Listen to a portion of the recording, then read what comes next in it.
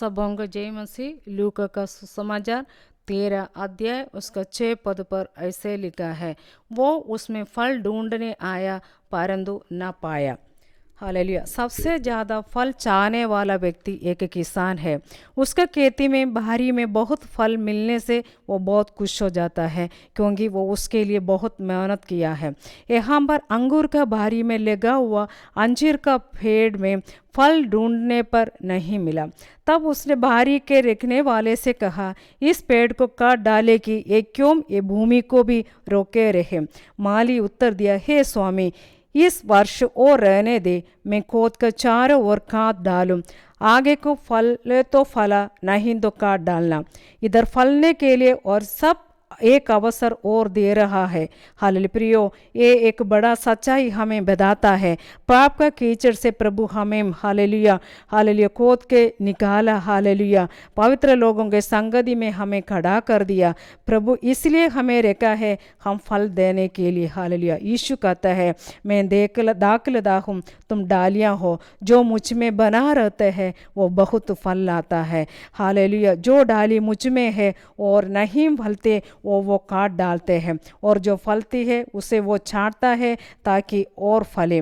जिस फल हमसे निकलते हैं वो हमारा पहचान होता है। यशायाह का किताब उसका 5 अध्याय हालेलुया उसका 1 और 2 पद पर हम लोग पढ़ने से मैं अपने प्रिय के लिए और उसका दाख की बारी के विषय में गीत गाऊंगा। एक आदि उपजाऊ ढीले पर मेरे प्रिय को एक दाख की बारी थी।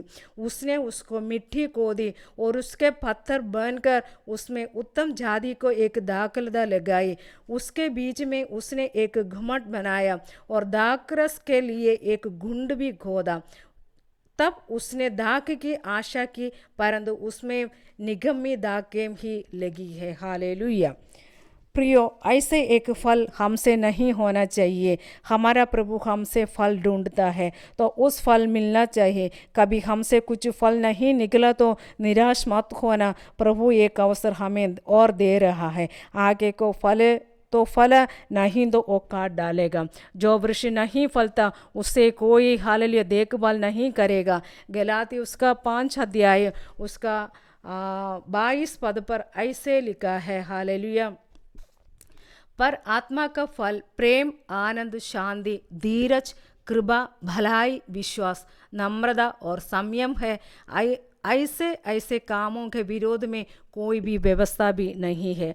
आत्मा का फल हमसे निकल न पाए, हमारा हालेलुया रखवाला को हमको खुशी करना चाहिए। हालेलुया हालेलुया यिर्मयाह का किताब हालेलुया उसका 17 अध्याय उसका 7 और 8 पद पर वैसे लिखा है, हालेलुया धन्य है वो पुरुष जो यहोवा पर भरोसा रखता है, जिसने परमेश्वर को अपना हालेलुया आधार माना है। वो उस वृक्ष के समान होगा जो नदी के किनारे लगा हो और उसकी जड़ जल के पास फैली हो। जब धूप होगी तब उसको न लगेगी, उसके पत्ते हरे रहेंगे और सूखे वर्ष में भी उनके विषय में कुछ चिंता न होगी, क्योंकि तब भी वो फलता रहेगा। हालेलुया प्रियो, प्रतिकूल अवस्था में, कष्ट और दुख के घड़ी में भी, बीमारी और क्लेश के समय में भी हमें प्रभु के लिए फलना चाहिए। हमारा प्रभु हमें हालेलुया फल ढूंढता है। हमारा फल स्वर्ग राज्य में भी स्थिर होना चाहिए। बूढ़ापे में भी